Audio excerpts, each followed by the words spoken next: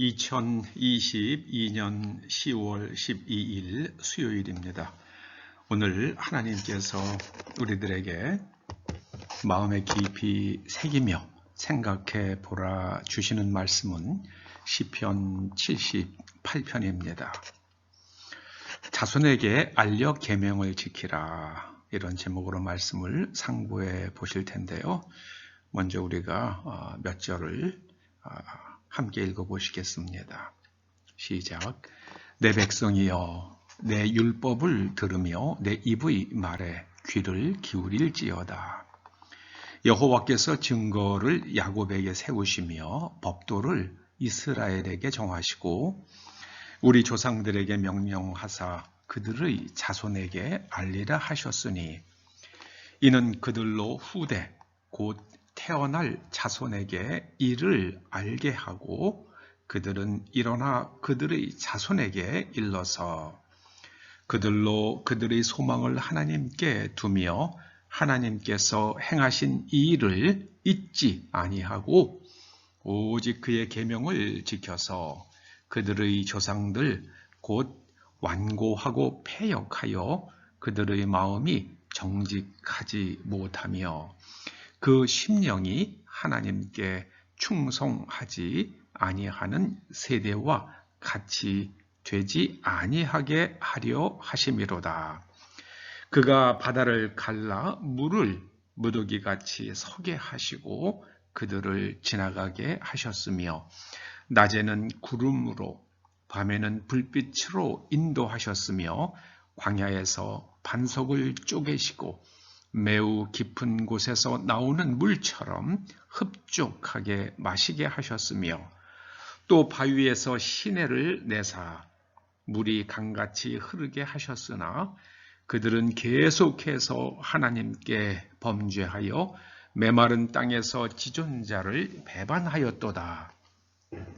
그들이 그들의 탐욕대로 음식을 구하여 그들의 심중에 하나님을 시험하였으며 그뿐 아니라 하나님을 대적하여 말하기를 하나님이 광야에서 식탁을 베푸실 수 있으랴. 보라, 그가 반석을 쳐서 물을 내시니 시내가 넘쳤으나 그가 능히 떡도 주시며 자기 백성을 위하여 고기도 예비하시랴 하였도다. 아멘. 자손에게 알려 계명을 지키게 하라, 이런 제목으로 말씀을 상고해 보시겠습니다. 오늘 본문에 보면은 특히 8절 말씀을 우리가 주목해서 봐야 합니다. 이스라엘 백성들이 출애굽하면서 애굽에 일어나는 10번의 재앙을 보고 왜 그들이 하나님을 온전히 믿지 못했을까? 그 이유에 대해서 8절이 말씀합니다. 그들의 조상들 곧 완고하고 패역하여, 완고하다는 것은 마음이 아주 단단한 것을, 아주 경직된 것을 의미하는 말입니다. 그리고 패역하다는 것은 비비 꼬인 겁니다. 여기 보세요. 이제 그들이 광야에서 반석이 쪼개지면서 또 바위가 쪼개지면서 시냇물이 강같이 흐르는 일들이 있었습니다. 그러면 하나님께서 우리를 위해서 못하실 일이 무엇이 있으시랴, 이렇게 생각해야 되잖아요. 그런데 그들이 광야에서 뭐라 그랬냐면요, 그래, 하나님께서 만나 주시고 메추라기를 주셨는데 우리가 멋진 식탁을 우리에게 주실 능력은 없으시지 않느냐, 이런 말을 하는 겁니다. 뭐 그들이 애굽에서 잘 먹고 잘 살았어요? 근데 그런 말을 하는 겁니다. 그 어느 대학교 이화여대에 무슨 교수인가 하는 분이 그런 얘기를 하더라고요. 요즘에 한국에서 아이 낳는 여자가 있으면 바보, 천치, 멍청이라는 말을 하더라고요. 그래서 그 양반이 저랑 나이가 비슷해요. 1950년대 초나 말에 태어난 사람이에요. 그때 우리나라가 얼마나 가난했습니까? 그러면 그 시대에 그 사람을 낳은 그 부모들은 바보, 천치, 멍청이, 쪼다, 얼간이들 아닙니까? 그 가난한 시대에 자식을 낳아서 키웠어요? 그래서 자기가 하버드까지 가서 박사학위하고 오늘 그렇게 잘난 척하고 살아요? 아닙니다. 그렇게 말하면 안 되죠. 저는 그 사람이 말하는 의도가 뭔지 모르겠더라고요. 이 젊은이들을 갖다가 완전히 뒤흔들어서 마음속에 세상을 향한 저주와 불만과 앙심을 불러일으키려고 하는 것 같더라고요. 여러분, 이스라엘 백성들이 마음이 완악하고 완고하고 패역했다는 것은요, 그들이 바로 그렇게 하는 거예요. 어떻게 얘기해야 됩니까?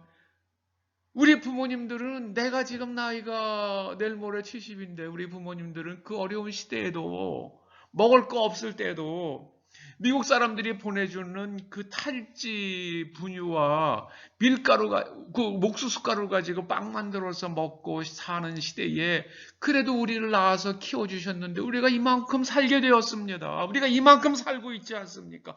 여러분들도 걱정하지 말고 자녀 낳으십시오. 이렇게 얘기해야 되잖아요. 우리는 더 어려운 환경에서 자랐지만 그래도 이만큼 나라를 세워왔습니다. 여러분들은 우리가 자란 시대보다 훨씬 더 좋은 시대에 살고 있으니 여러분 걱정하지 말고 아이 낳으십시오. 꼭 사교육 시키고 뭐 이런 거 저런 거 해야지만 그 아이가 사회에서 잘 되는 거 절대로 아닙니다. 그런 거 부러워하지 말고 아이를 낳으시고 아이를 진실하게 정직하게 그리고 책을 사랑하면서 자라게 하십시오. 운동 많이 시키고요. 좋은 책 많이 읽게 하고 친구들과 더불어서 좋은 팀워크를 이루면서 사는 것이 무엇인지 훈련시키십시오. 이렇게 해야 되잖아요. 야, 이게 완전히 젊은 세대들 마음속에 앙심, 상대방을 키워주는 아주 불순한 의도가 보이더라고요. 여러분, 우리는 소망을 하나님께 두어야만 합니다. 이스라엘 백성들이 그들의 마음속에 있는 것이 뭐였다고 성경이 오늘 말씀하십니까? 탐욕이에요. 야, 이 광야에서 이렇게 마실 물이 있고 우리가 이렇게 만나를 먹을 수 있으면 됐지.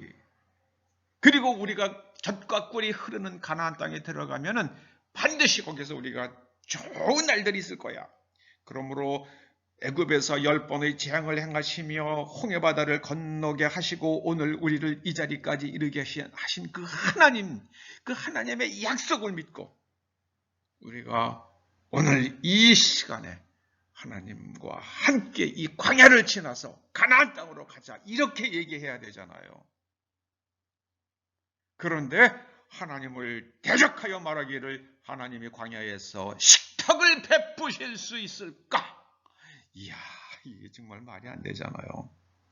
그가 반석을 쳐서 물을 내시긴 했는데 우리에게 맛있는 빵을 주실 수 있을까? 우리에게 맛있는 등심과 안심을 먹게 하실 수 있을까? 아니, 지들이 애굽에서 노예 생활하면서 그 지푸라기도 지들이 구해가지고 진흙을 이겨가지고요. 벽돌을 만들지 못하면 그냥 등에 채찍이 떨어지는 그 생활을 한 인간들이잖아요. 그런데 이제 그들이 광야에서 자유롭게 살잖아요. 마음대로 호흡하며 자기들의 등에 채찍질하는 사람들이 없는 세상에 살고 있잖아요.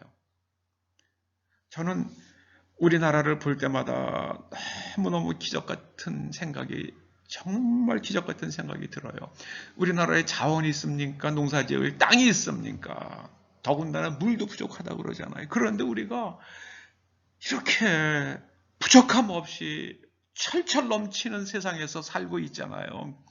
영국과 미국의 젊은이들이 와서 그 연예인들이 와가지고 이렇게 안전한 나라가 있을 수 있겠느냐. 그렇게 말하는데 이 땅에서 자식을 낳는 사람은 바보, 멍청이, 천체라고요? 저는 그 사람을 낳은 그 부모들은 뭐라고 불러야 될지 모르겠어요. 정말 여러분 하나님께 감사하는 마음을 가지십시오. 하나님께 소망을 두십시오. 하나님께서 우리를 이만큼 살게 하셨으니 앞으로 더 좋은 날들을 주시리라 믿으시기 바랍니다. 기후 변화 어쩌고저쩌고 하지만은요, 하나님께서 이 지구를 더 아름답게 지켜주실 것을 믿으시기 바랍니다.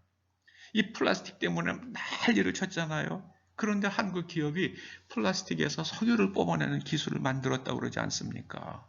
그뿐입니까? 한국에서 지금 새로운 기술들이 굉장히 많이 나오고 있어요. 여러분 두려워하지 마시기 바랍니다. 하나님께서 우리를 살리실 겁니다. 여러분의 후손들을 지켜주실 것입니다. 믿으시고 감사하며 하나님 말씀을 잘 지키는 여러분 되시고 하나님의 말씀을 후손들에게 잘 가르쳐주는 여러분 되시기를 축원합니다. 기도하시죠. 아버지 하나님, 저희로 완악하고 패역한 마음을 갖지 아니하도록 항상 감사하며 기뻐하는 마음으로 하나님과 동행하게 하여 주시옵소서. 예수님의 이름으로 기도드리옵나이다. 아멘.